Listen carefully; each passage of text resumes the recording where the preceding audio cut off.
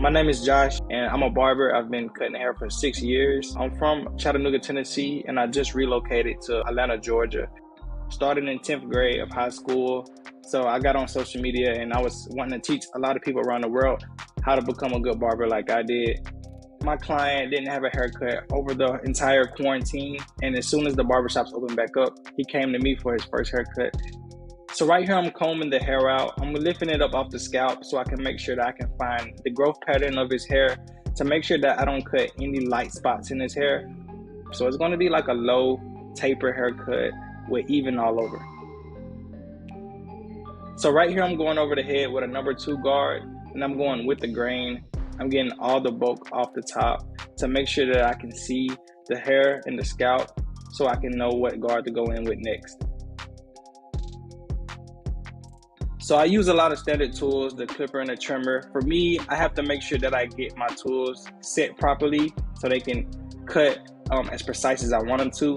So right here, I'm going to be starting my low taper, and I'm going in and setting my bald line. This is the first guideline that you have to make to create a low fade. I want it to look like you can't see where it starts, so you can't see where it finishes. Right now, I'm going to be using my clipper to go in and create my guidelines, to do my taper fade, and to blend it out. Once you have the basics down, you kind of approach the haircuts differently. You start to find your own style. And at that point, I think it's you versus yourself, because you get to a point where you want your haircuts to look a certain way. So right here, I have my number 1 guard on, creating my next guideline. And doing this is creating a transition. When you're doing a taper fade, you want to go from shorter to longer. That's what creates a fade. So that's what I'm doing when I change my guards.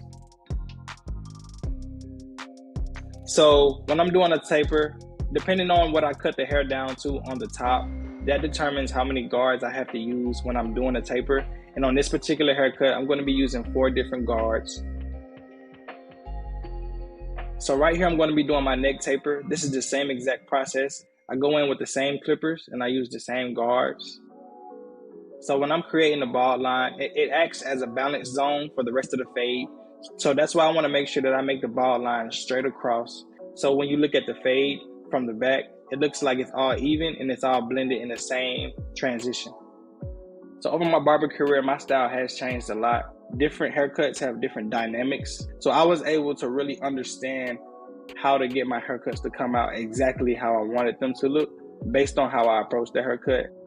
I can pick out this haircut and tell you what barber did it based on his style. So I feel like as you grow in the barber industry, you kind of just grow into your style and the way that you want your haircuts to look. So as I'm fading, I like to use my comb or a brush to help keep up with where I'm at, because it brushes out all the hair that's been cut and it lays down the hair that needs to be cut. So if I fade too high on the back of the neck, it's gonna make the haircut look awkward.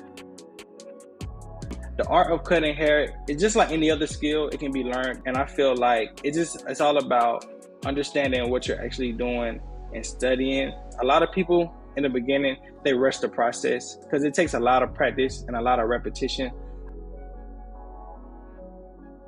So before I go in and do the hairline, I use holding spray to get the hair to lay down and hold still so I can cut every hair precisely. So right here, I'm going to be going in, creating his hairline and making it even all the way around.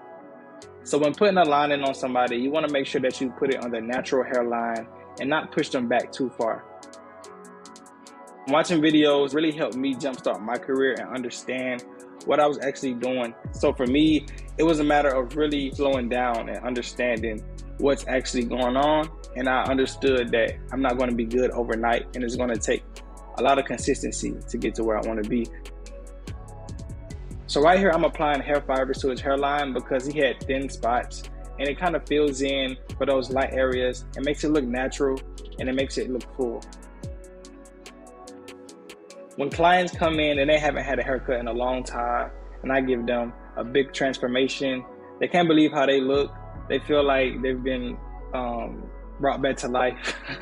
You set them out to have a good day, looking good and feeling good.